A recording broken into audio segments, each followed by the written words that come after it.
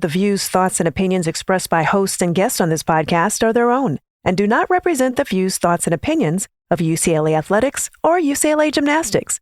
The content of this podcast is strictly for informational purposes only and should not be considered professional advice.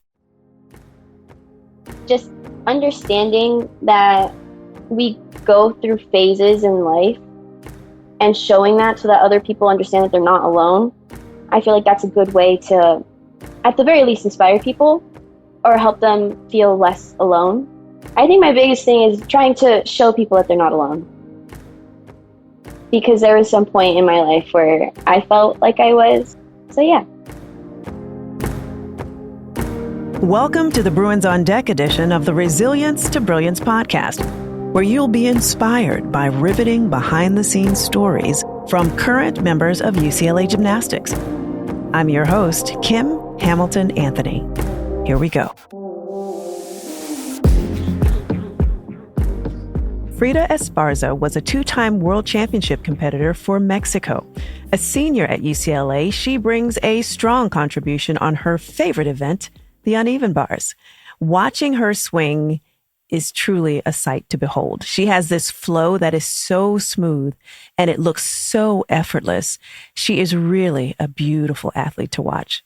Frida and I sat down for a conversation and she shared her unique resilience to brilliance story that includes, but goes beyond her gymnastics career.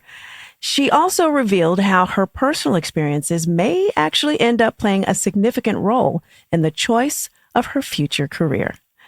I left our conversation so impressed with her character, so let's take a listen to what she had to say.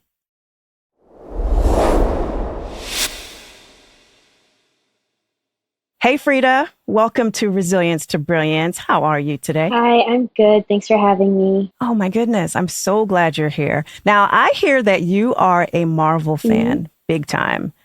Tell me what your favorite Marvel movie is and why. My favorite Marvel movie is Captain America: The Winter Soldier. I love the fight scenes in that movie and the whole storyline. It's amazing. Just one of my favorites. I like that movie too. Is that the movie where he says, I could do this all day? He says that in the first movie, and then he says it in Infinity War. Oh, yes. Infinity Wars. Yes, that's where I saw that. So you actually know the dialogue. Obviously, you can tell me what movie Captain Marvel said, what line in. That's pretty fun. So you're a senior this year. What has that been like for you? Being a senior, big time. It's been very different. A lot of people say it goes by fast, enjoy every moment. And you come in as a freshman, you're like, oh no, like 4 years, that's so long. And here I am, I'm a senior, and I'm like, wow, it went by so fast. But being in the different role where like everyone's asking me advice and like I've been here long enough to be like, oh, this is how you feel when you go through this. Like I understand what you're going through. It's very different, but it feels nice to be able to help other people. Because you have that experience under your belt, right? Yeah.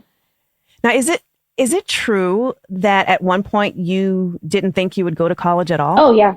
I was homeschooled, so that's already unconventional in itself. And then the fact that my parents were immigrants and that they just decided to homeschool me, a lot of people would be like, oh, like she's not going to get anywhere. Like this isn't going to happen.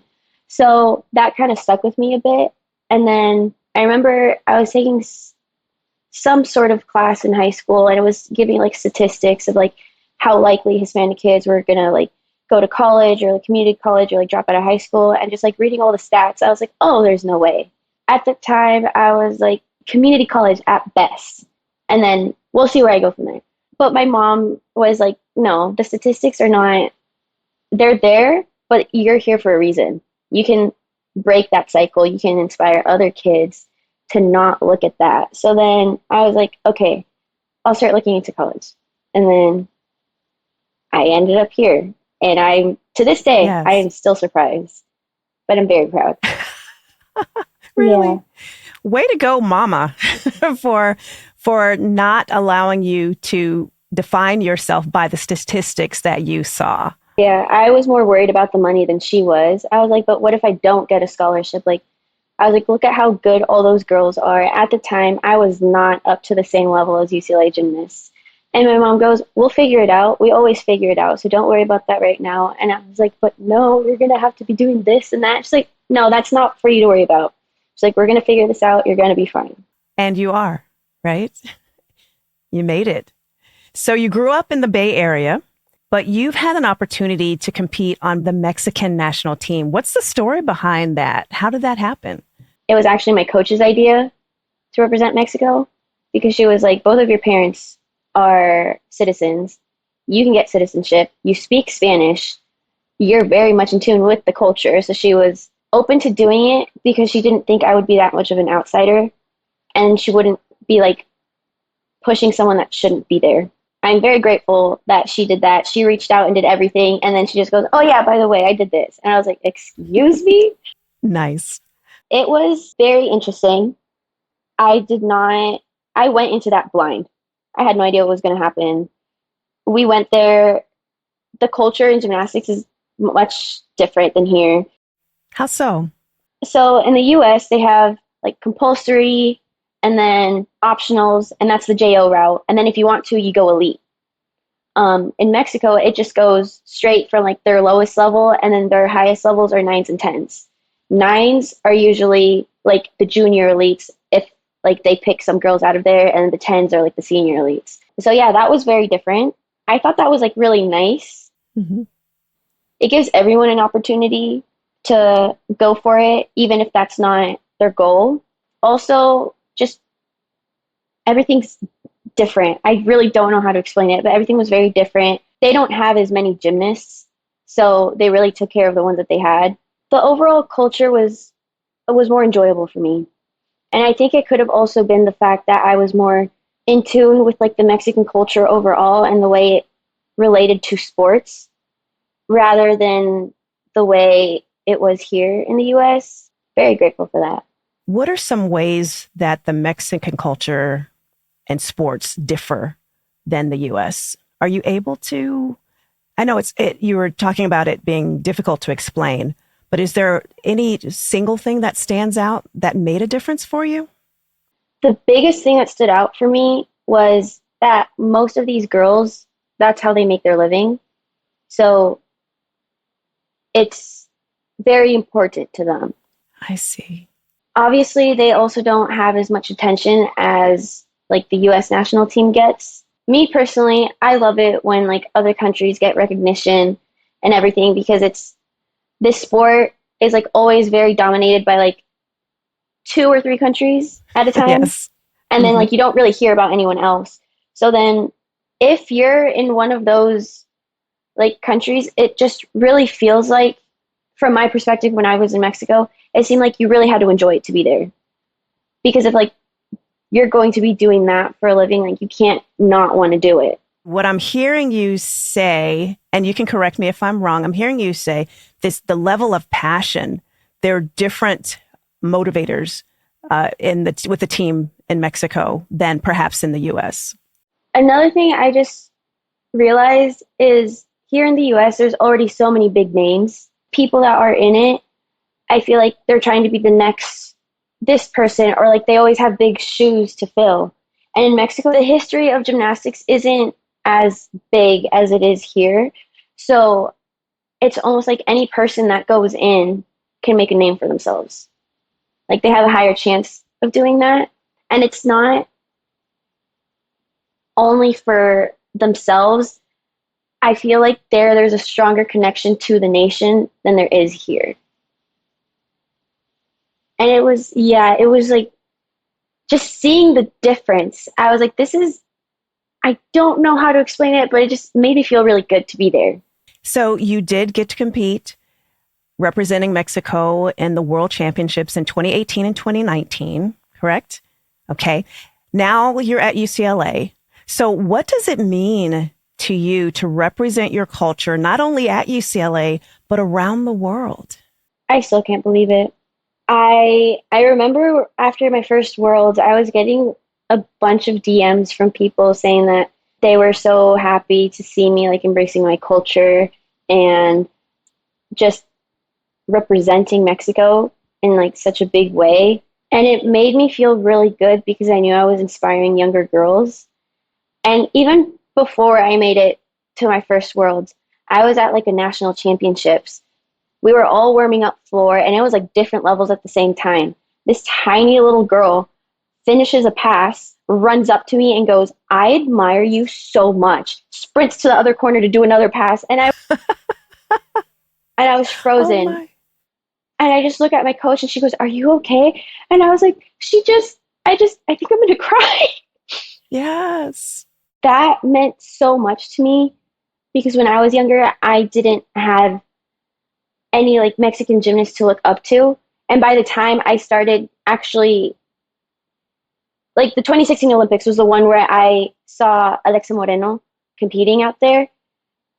And I was like, wow, like we are out there. And I was like, she's amazing. And then getting to compete with her, I was like, oh my God, like I'm with one of my idols. This is amazing. It felt good to have someone like really young be able to look up to me rather than like how I didn't find someone until I was much older. So it just, I don't know, it feels really nice. It's a part of your legacy, Frida. That's such a beautiful thing. So let's go back to UCLA. You've gotten some experience under your belt as a collegiate gymnast. How has your approach to this year, your senior year, been different from years past? I'll just compare it to every year. My freshman year, I was clueless. I had no idea what was going on. The coaches were just like, okay, you're going to go on this event. I was like, all right, I'd salute and I'd go. And honestly, I'm trying to get back to that because I started overthinking too much. And that's kind of what made the first few meets really rocky for me. I've gotten my skills back so quickly. I've been hitting routines. Like I should be able to hit at a meet. Like I have to hit. And that was just putting too much pressure on myself. Ah, And I was like, okay, you do really good when you're absolutely clueless, have no idea what's going on. So why don't we just go back to that? So now I'm just in my own little world and they're like, you're after this person. I'm like, all right, let's go. In a way, it's just going back to my roots. yeah. It's funny because my next question for you was, what advice would you give your freshman self knowing what you know now? So you have told her to, just remain clueless? What would you have said? Stay clueless in terms of doing gymnastics. Just like go in there head empty, just have fun. Mm. Because like after last year, I started overthinking a lot because I really wanted to get back to where I was before. And that's another thing. My freshman year, I was trying so hard to get to where I was before I had my foot surgery. So like around 2018, like that was my peak. Well, in my head, that was like my peak. But I was like, no, I'm a different person. I've gotten surgery. My body's different. COVID happened. So I just have to put that aside and do my best to just keep moving forward and be the best version of myself that I can be now. And that's what I tell myself because I struggled with that. That's really good, Frida. Now, your story is inspiring, of course. I mean, you're inspiring young Mexican gymnasts and many others all around the world. And what you've accomplished has not been easy, and you've had to exercise resilience. So I want to jump into how you've been able to be resilient through the years so that you could accomplish all that you have. One of the biggest things is when I can't do it for myself, I try to do it for the little Fridas out there. Also, most of my career has been fueled out of spite. Really? Like we talked earlier, I didn't think I was going to get to community college and to UCLA. So then I was like, let's do community college. But then after some time, like my mindset switched and I was like, well, all these people said I wasn't going to get anywhere. So why don't I go somewhere and then have them be like, oh, well, I was wrong. So Uh-huh. I also do it for I've been that. there. Yeah. So in a way, spite sometimes fuels me. That's like when I try to have that be the last resort. But most of the time, it's for the little girls out there so that they have someone that I didn't have when I was younger. So you're hanging in there, not just for yourself, but for everyone who is looking up to you. Mm-hmm. Yeah. So what does being resilient look like for you this season? I guess it's being patient with myself. I tend to rush things when I feel like I'm not where I want to be. And it almost always ends up backfiring. So like the beginning of season, I was coming back from being really sick and I was trying to just like push through. I was like, when I was really sick, I was able to do this. I should be able to do it now. But I had to be patient, and now like I'm stronger and I feel so much better when I'm doing stuff. So I was trying to like push through that, ended up not being good for me mentally or physically. So then I took a step back and I was like, being patient is going to be much more useful for me than just trying to like go all out and kind of pull myself back a couple steps if I do that. For me, it's all about just calming myself down. Now that's different than any other answer I've heard as I've interviewed people about being resilient. Patience. So being resilient can also mean being patient with yourself, allowing yourself room to heal, to grow, to learn, and to move forward. Because whenever I heard resilience, I always thought of like punching down a brick wall, like something that's stopping you. But sometimes you have to take a breath and you're like, maybe just go around it. I like it. Yeah. You're getting me excited over here. Yeah. Yes. So sometimes you're not punching through a wall. You're like, okay, let me just walk around and go to the other side. Oh, that's so good, Frida. I've observed it in myself. When I'm going through a tough time, it's kind of like it turns into tunnel vision for me. So I need to take a step back, see the full picture, take a deep breath, and be like, okay, maybe it's not happening today, but that's all right. Just take a deep breath, and maybe tomorrow or the next hour is going to be better. So, that's so good. I love it. I love that you have figured out what resilience looks like for you instead of just going with that standard definition that we're all thinking about. So good. So good. So how do you encourage that person? And maybe you've already mentioned some of the things that you would say. So the person who's listening, who's reading the statistics like you did, who's saying, you know what? I don't think I can become what I desire to become or do what I desire to do because the odds are against me. How do you encourage that person to be resilient, to hang in there, to move forward in whatever way that looks like for them? First thing, you are in charge of your own story. Those statistics don't mean anything because you haven't gone or decided not to go to college yet. So you're not there yet. I wish someone would have like put it that simply for me. And also, when it gets really hard, if you can't do it for yourself, do it for your family, do it for the other people you might inspire, or just as like a big, hey, I'm much better than you think I am. Also do your research. That's one of the biggest things my mom has taught me. Do your research and you're going to find the help or like any sort of assistance you need to get to where you want to be. Because one of the biggest things that I remember is my mom was working with someone that was a couple years older than me, and her high school counselor was telling her to just drop out, that it wasn't worth it. So then my mom was like, no, you keep doing this. You look at your classes, make sure that you have everything. Start at a community college and then transfer somewhere and then see where you get. I'm pretty sure she already graduated law school, if I'm correct, and she's going to be an immigration lawyer. Incredible. I was like, okay, if my mom can inspire someone that isn't her own kid, like I can do it too. Absolutely. Now I have to meet your mom. I'm just like, what a positive woman. And for her to be your biggest cheerleader and to guide you in such amazing ways, and even to live out her brilliance in her community and helping others to do the same is so incredible. So you have overcome the odds in ways that some people have not been able to do. And I'm sure that you will continue in your resilience journey after you graduate from UCLA. So what are your plans when you graduate? I guess you can call this short-term plans. taking a gap year, studying for the LSAT, going to law school. I'm debating between two different, I guess, career paths. I was thinking of being an immigration lawyer because that's something I hold very close to me.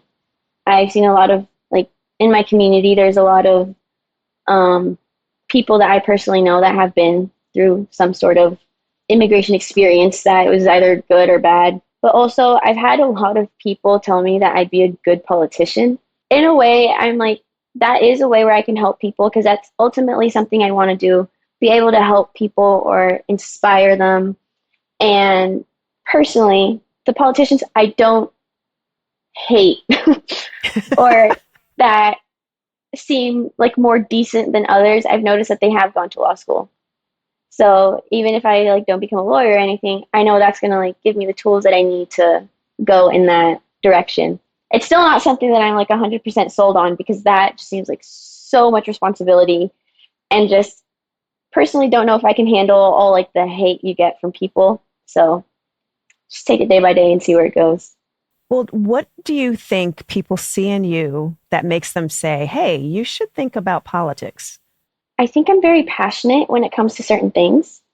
I feel like that's probably the biggest thing. And when I don't understand something that's happening in the news or in politics, whatever, I go and read about it because I don't want to make any bad comments out of ignorance.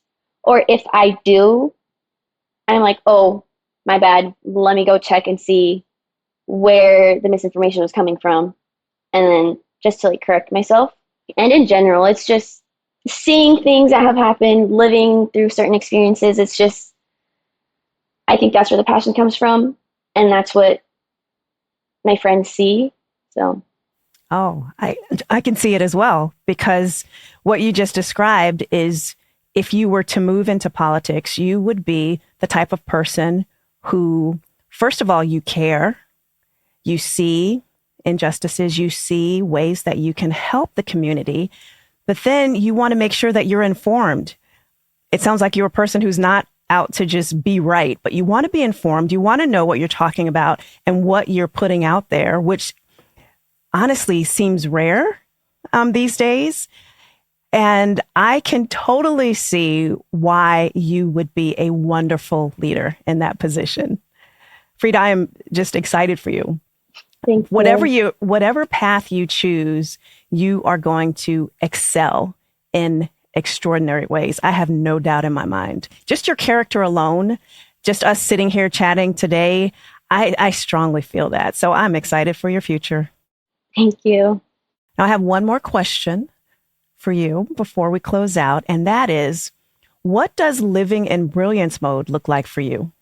I feel that living in Brilliance Mode for me is being my authentic self in order to show that people evolve, people change, and just sort of to reflect that. Because when I was younger, I always thought who you are at that point in your life, that's what we were going to be forever. Just understanding that we go through phases in life and showing that so that other people understand that they're not alone. I feel like that's a good way to, at the very least, inspire people or help them feel less alone. I think my biggest thing is trying to show people that they're not alone, because there was some point in my life where I felt like I was. So yeah. Yeah. And so you're able to see when other people are feeling that. And because you've experienced it yourself, you're better able to reach out to those who are in similar situations. Frida, thank you so much for being here. Thank you for sharing your story, sharing your heart. And again, I can't tell you enough how excited I am for your future and your year. I wish you all the best this senior year and beyond. Thank you so much for having me. I've had a great time talking to you. Oh, I appreciate that. All right, let's stay in touch.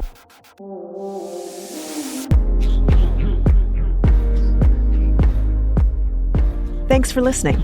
If you want to learn more about Frida Esparza, check out our show notes on inBrillianceMode.com/podcast. And to connect with UCLA Gymnastics on Instagram, follow them at UCLA Gymnastics.